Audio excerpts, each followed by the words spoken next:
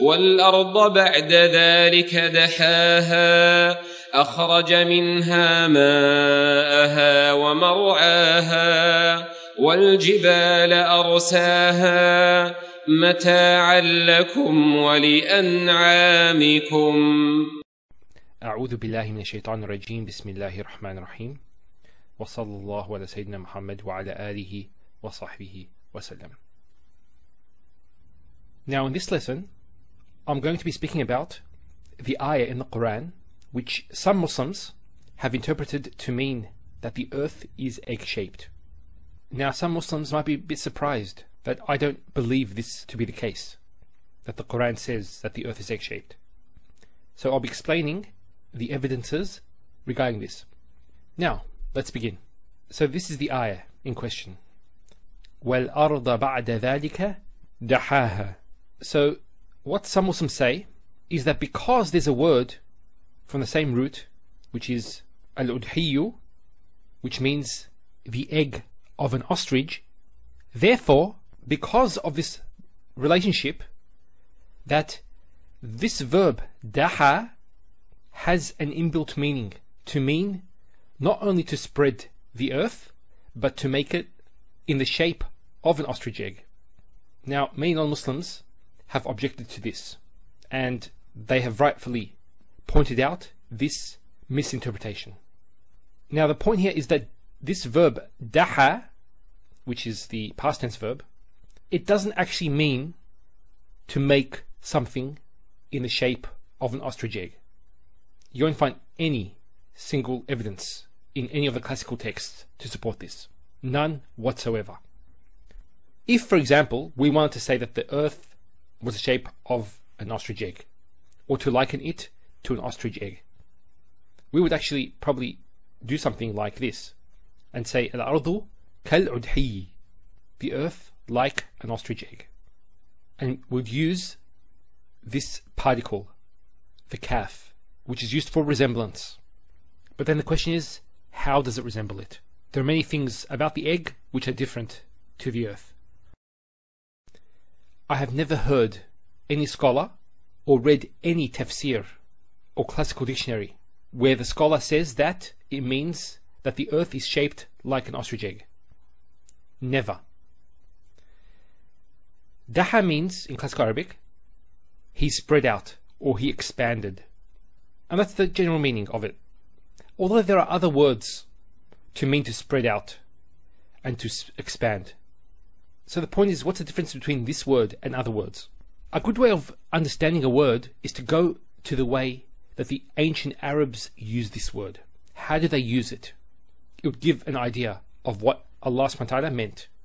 So the ancient Arabs actually used this word to explain the action of an ostrich preparing the ground or the nest before laying their eggs. So in the environment where ostriches live, the ground is very hard. So what happens is they start using their feet and their beaks to soften the ground, to prepare the ground before laying their eggs. So let's have a look at this just for a second. You can see how the ostriches are doing this. They're softening the land to prepare for laying their eggs. So this is a very important matter, a matter of survival, obviously. So they want to take extra care with their eggs. And Allah subhanahu wa ta'ala actually uses this word to indicate His preparation. Preparation for us. And it's honoring for man. Now there are many aspects related to this ayah, grammatically and rhetorically, that's used.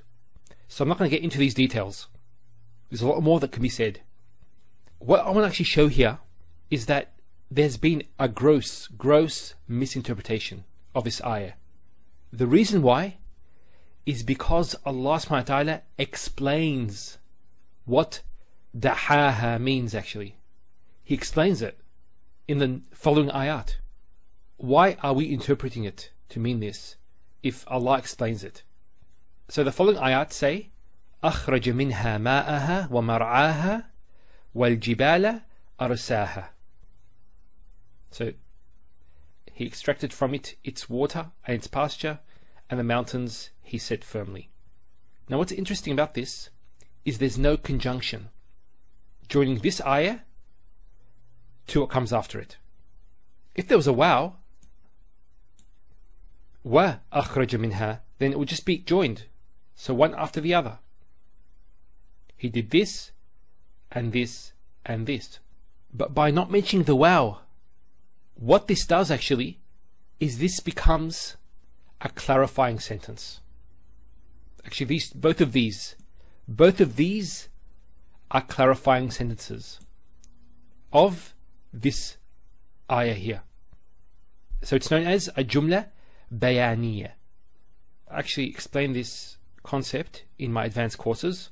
But the point here is that if you want to know what dahaha means, it's أخرج منها ماءها ومرعاها والجبال أرساها. So as we said, daha means to prepare the earth. And this is how Allah prepared the earth for us.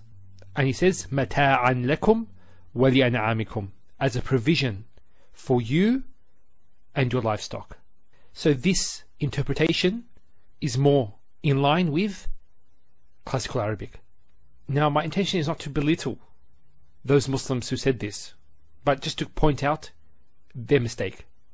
And as Muslims, we should always be willing to accept that we are in the wrong and to accept the truth. وصلى الله على سيدنا محمد وعلى آله وصحبه وسلم والحمد لله رب العالمين.